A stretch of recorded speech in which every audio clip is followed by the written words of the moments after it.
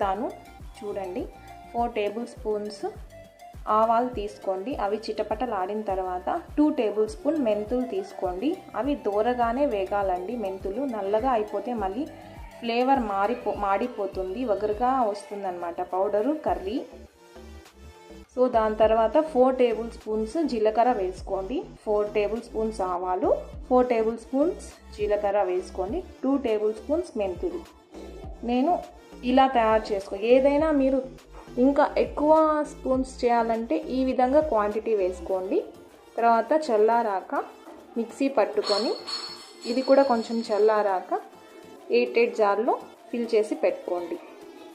కర్రీలో అనే కాదు, చామగడ్డ పులుసులో ఇంకేమన్నా పులుసుల్లో కూడా వేసుకుంటే కర్రీ టేస్టీగా ఉంటుంది. జస్ట్ ఒక హాఫ్ టేబుల్ స్పూన్ వేసుకోండి చాలు. Thanks for watching this video. Subscribe to my channel for more videos.